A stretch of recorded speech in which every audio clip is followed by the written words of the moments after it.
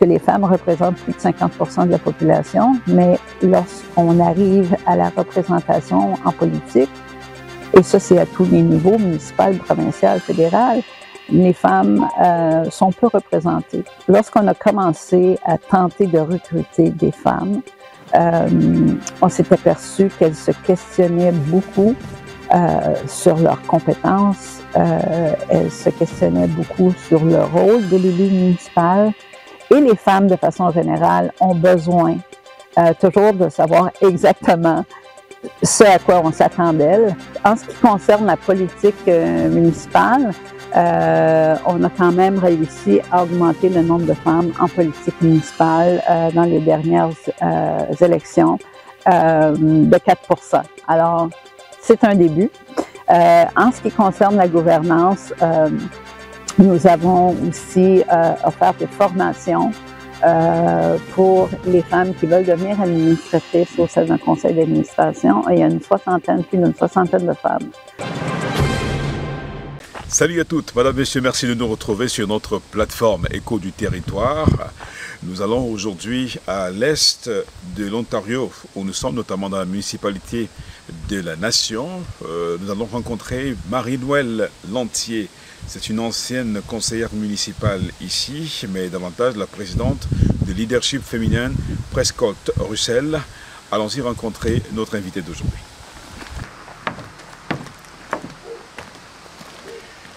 Marie-Noëlle Lantier, bonjour. Bonjour à toi et bienvenue dans la région de Prescott-Russell.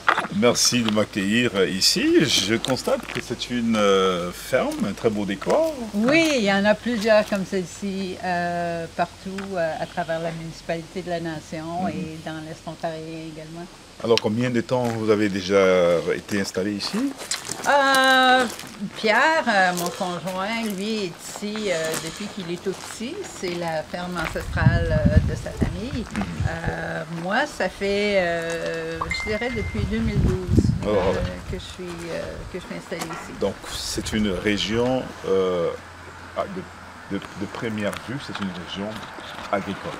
Exactement. Et grande région de Prescott-Russell d'ailleurs. Grande productrice d'œufs. Alors, je pense qu'il y a plus d'1 million d'œufs qui sont produits dans la municipalité à chaque jour. Et quelle est votre activité principale au jour le jour? Comment vous vous occupez? Je travaille comme consultante encore à ce jour. Et bien entendu, je suis très impliquée avec Leadership Féminin Prescott-Russell à titre de présidente. Marie-Noëlle Lantier, dites-nous un peu comment une ancienne conseillère municipale s'occupe-t-elle en été? Il y a beaucoup de choses pour s'occuper. D'abord, c'est une grande propriété qui a besoin d'entretien, donc définitivement, à l'été, ça m'occupe beaucoup. Mais j'offre des services de consultation, en planification, en gestion de projet également. Donc, ça me tient pas mal occupé. Alors, nous sommes ici à la faveur de la 4e édition de la Madeleine Canada qui aura lieu à Cornwall du 16 au 20 septembre prochain. Vous êtes l'une des intervenantes de cette grande rencontre internationale et cela nous impose quand même de vous intéresser à vous. Dans mes petites recherches, j'ai dû voir que vous avez fait quelques passages dans le domaine de la justice, de la santé, avant de vous retrouver comme conseillère municipale, c'est-à-dire dans le domaine de la politique, déjà de la justice. Comment est-ce que vous vous retrouvez dans le domaine de la justice? C'était mon premier emploi, d'ailleurs, à Cornwall, comme agente de probation et de libération conditionnelle. Alors, c'est un travail que j'ai fait pendant 2 ou 3 ans pour ensuite travailler un peu plus dans le travail social. Comme coordonnatrice d'une ligne d'urgence pour les personnes en crise de santé mentale. Et ça m'a amené éventuellement à travailler en santé publique. Et au niveau de la santé publique, j'ai travaillé comme agente communautaire et éventuellement dans la planification des services de santé pour la grande région de Prescott-Russell et SDG.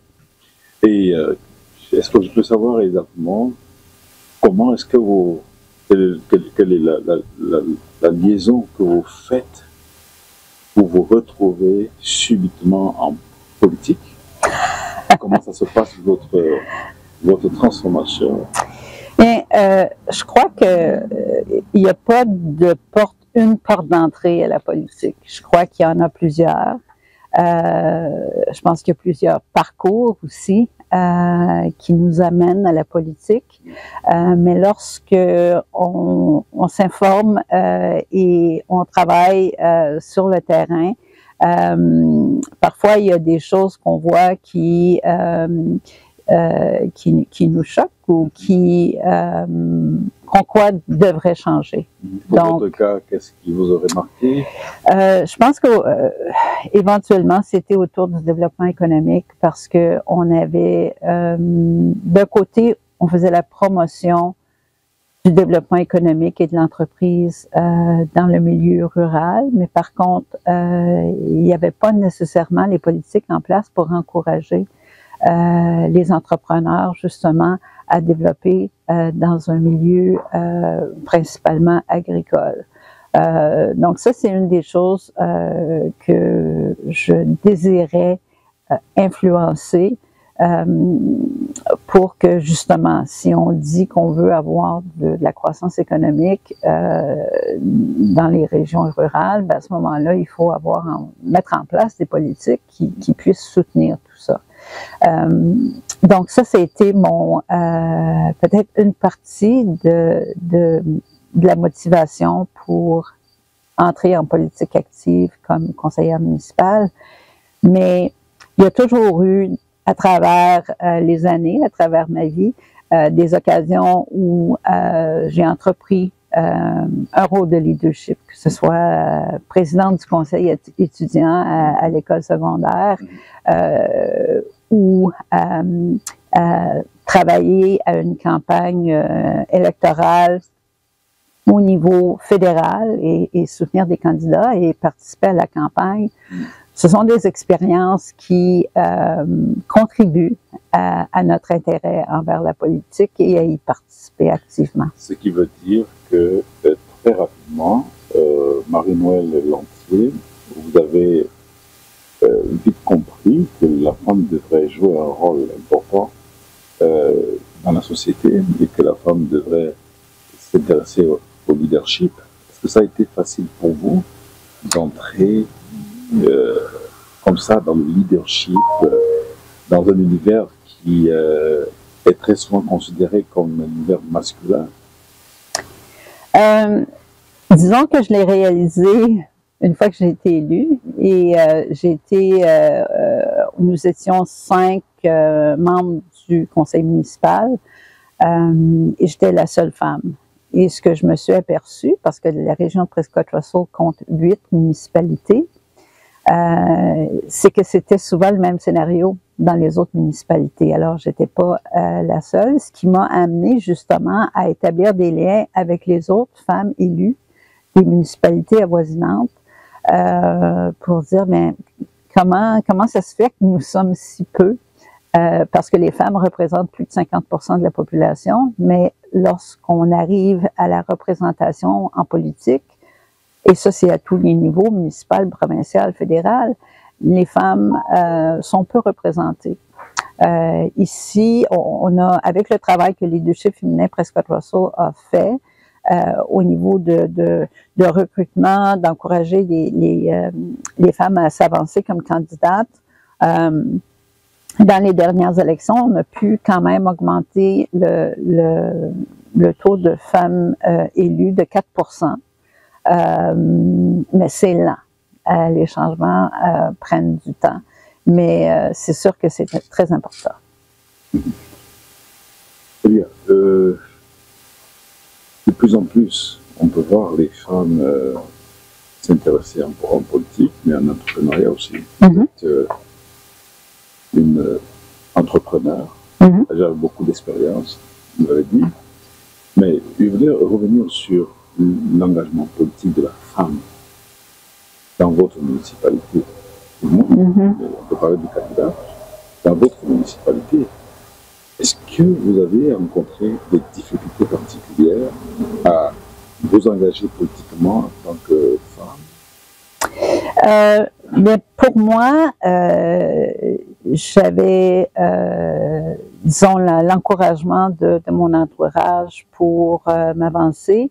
Et j'étais à un point dans ma vie où j'avais le temps à y consacrer parce qu'il faut quand même, c'est un engagement, c'est des réunions, c'est de la participation au niveau de consultations communautaires, etc. Donc, pour moi, ça a été quand même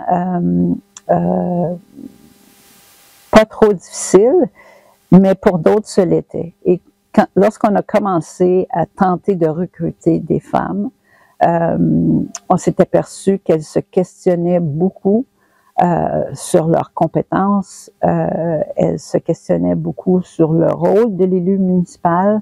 Donc, il y a un manque de compréhension, des conceptions, des perceptions qui font en sorte que on comprend pas trop c'est quoi le rôle de l'élu municipal, et les femmes de façon générale ont besoin toujours de savoir exactement ce à quoi on s'attend d'elles, et c'est pour ça que pour la plupart, parce que c'est pas un emploi où on a une description de tâches, comme d'autres emplois dans le monde, donc c'est un rôle de leadership et une responsabilité à travers laquelle on apprend au fur et à mesure, et aussi en créant des liens avec d'autres conseillers, conseillères, d'autres élus municipaux, quoi. Est-ce que vous avez déjà eu des situations dans votre vie politique, des situations réelles où des femmes engagées se retrouvent à être découragées du fait de la conjoncture, des difficultés rencontrées?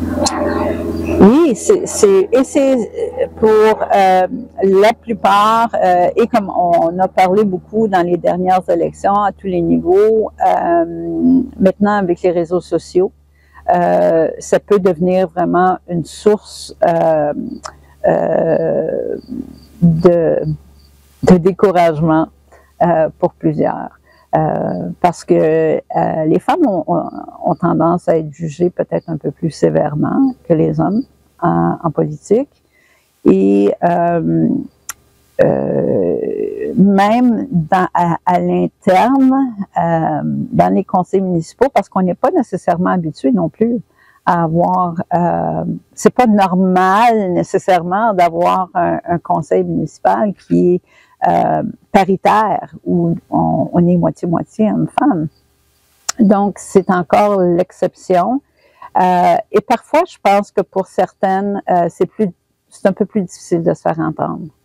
Et maintenant, qu'est-ce qui, selon vous, est fait au niveau fédéral, au niveau des politiques étatiques pour favoriser cet engagement politique de la femme, pour favoriser l'épanouissement de la femme dans les milieux de l'entrepreneuriat politique, économique, socio-culturel, ainsi de suite? Est-ce que vous pensez que le Canada fait suffisamment pour intégrer les femmes? Je pense qu'on en fait beaucoup. Par rapport à la politique, par contre, c'est souvent les partis politiques qui sont ceux qui font le travail de recrutement. Évidemment, ils doivent recruter leurs propres candidats. Et c'est là où la représentation des femmes en politique municipale devient très importante. Parce que bien souvent, on va recruter, les partis politiques vont venir recruter à même les conseils municipaux, les femmes qui sont déjà, les femmes et les hommes. Parce que d'abord, si ces personnes-là sont déjà en politique, c'est qu'ils ont un intérêt envers la politique, et ils sont quand même des personnes qui ont une certaine popularité, puisqu'ils sont déjà élus. Donc, bien souvent, on va aller chercher ces personnes-là. Donc, le milieu municipal est un bon endroit pour commencer. De votre point de vue, le gouvernement du Canada, au niveau fédéral, au niveau provincial, est-ce qu'il existe des politiques qui sont mises en place pour mieux intégrer les femmes dans la sphère politique ou entrepreneuriale? Vous avez l'impression que au niveau de la volonté politique, il y a quand même beaucoup de satisfaction? Oui, le gouvernement, mais d'ailleurs, dans les derniers cabinets du gouvernement fédéral, on avait un cabinet paritaire. Donc, il y a vraiment des efforts au niveau des actions pour s'assurer que la représentation féminine est égale. Et aussi, il y a plusieurs programmes qui ont été mis en place par le gouvernement fédéral et le gouvernement provincial dans le but d'encourager aussi les femmes à entreprendre un rôle de leadership en entrepreneuriat, par exemple. Mais, et c'est important. C'est important d'avoir ces programmes-là. C'est important d'avoir des politiques qui favorisent la parité, qui favorisent l'implication des femmes et aussi des femmes immigrantes qui ont beaucoup à contribuer dans nos communautés. Et par contre, on peut changer certaines politiques, mais ce qui est important de changer, c'est la culture. Parce que si les femmes ne se sentent pas bien acceptées dans le milieu, qui est majoritairement des milieux à forte représentation masculine, elles ne se sentent pas nécessairement toujours bienvenues dans ces milieux-là, parce qu'il y a déjà, puis il faut se rappeler que toutes nos politiques, que ce soit au Canada ou ailleurs, les gouvernements ont été créés, les politiques ont été créées par des hommes pour des hommes. Et ça apporte une certaine culture à l'intérieur des organisations gouvernementales qui sont pas nécessairement très faciles à changer. Marie-Noëlle Lantier, est-ce que vous avez l'impression que l'implication et l'engagement des femmes au Canada varie selon les provinces? Est-ce qu'il y a une meilleure perception de l'engagement de la femme, par exemple, dans la région du Québec que dans celle de l'Ontario, à votre avis? Mais dans la province de Québec, oui, on a quand même un nombre plus élevé de femmes en politique, en tout cas, lorsqu'on regarde leurs différents niveaux de gouvernement.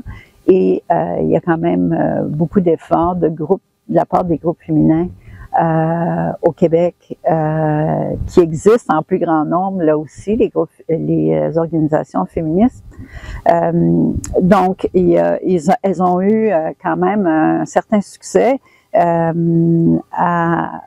permettre aux femmes de s'avancer à la politique et pas seulement de le permettre, mais de les encourager de le faire, de les outiller également pour qu'elles avancent dans ces rôles de leadership-là.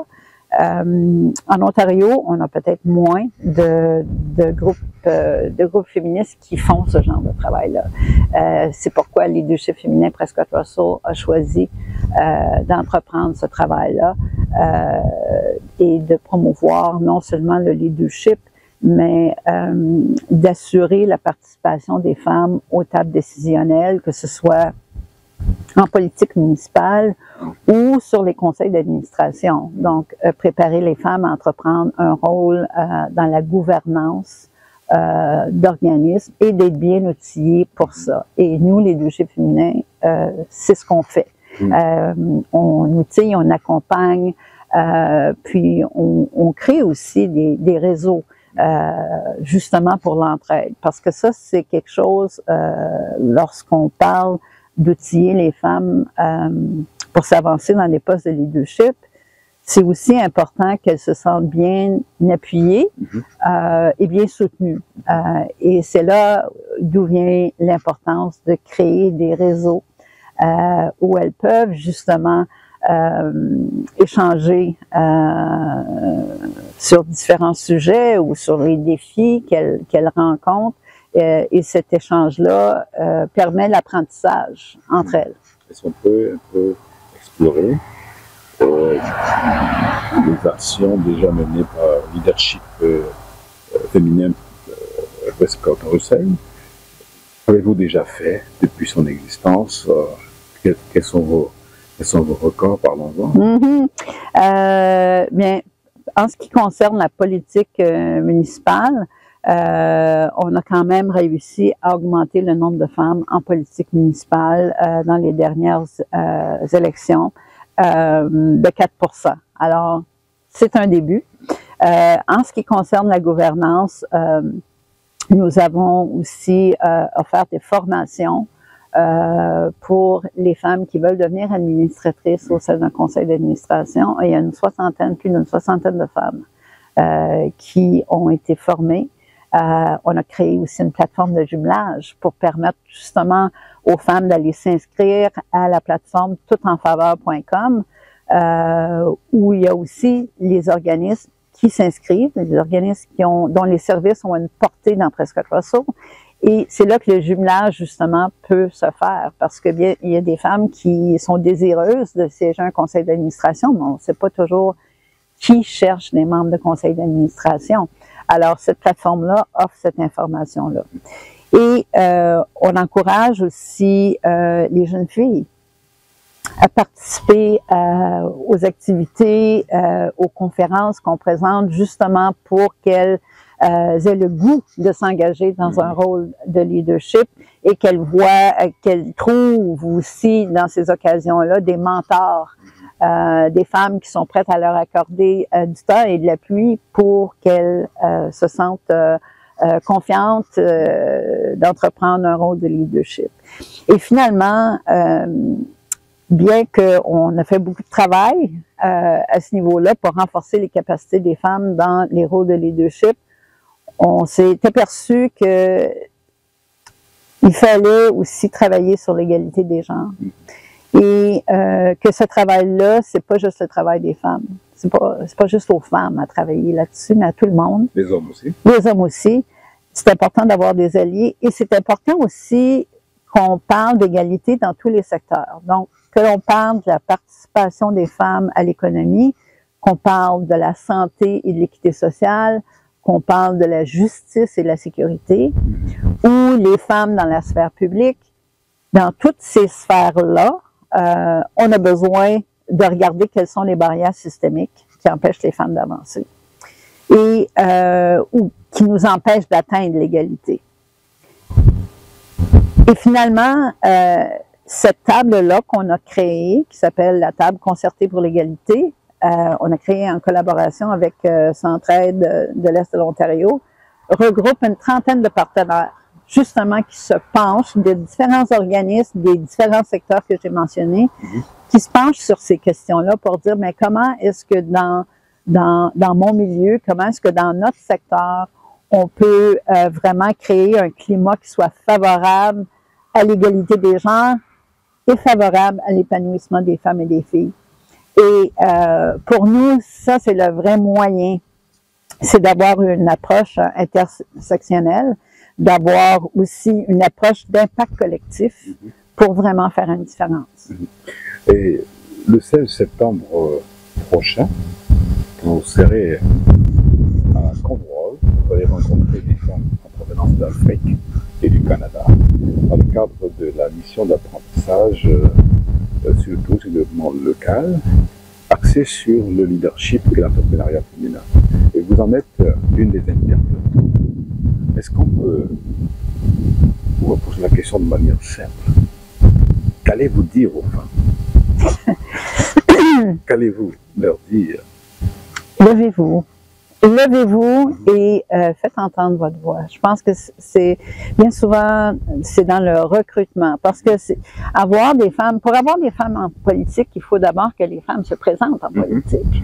Donc, c'est là où plus on a de candidates, plus on a de femmes qui sont prêtes à s'avancer, bien plus on va avoir de femmes qui vont se retrouver dans ces postes-là.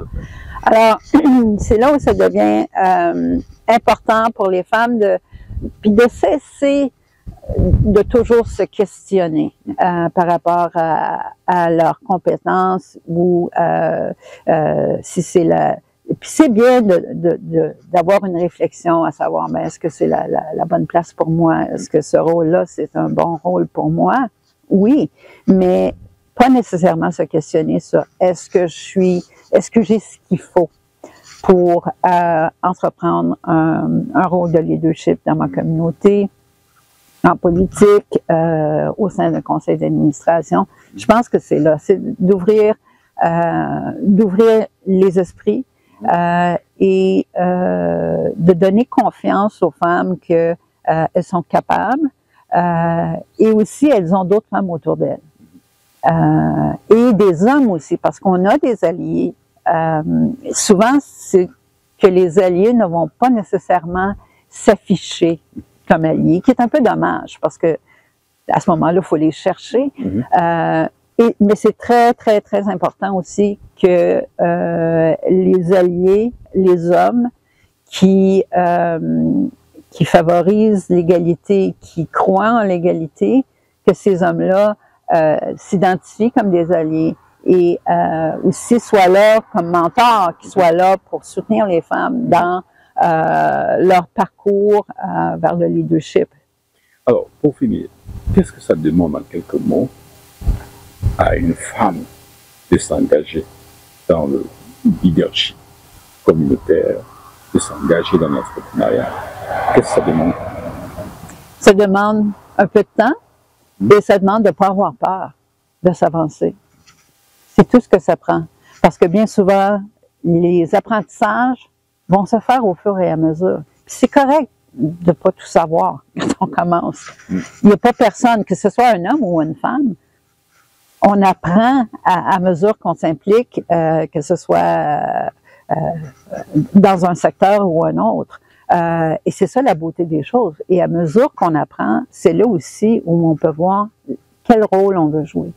Et c'est très, très valorisant. Et j'encourage les femmes aussi à sentir cette valorisation-là qu'elles peuvent avoir au sein de leur communauté, puis d'apporter des changements. Merci Marie-Noëlle de nous avoir reçus. Ça m'a fait plaisir. Voilà, monsieur, merci. Nous étions avec Marie-Noëlle Lantier, présidente de Leadership Féminin Prescott à Bruxelles. Elle nous a accueillis dans son domaine à la municipalité de la Nation. Eh bien, rendez-vous à la prochaine édition de votre programme sur notre chaîne. Abonnez-vous et restez connectés pour d'autres grandes interviews, d'autres belles rencontres sur notre chaîne. Au revoir.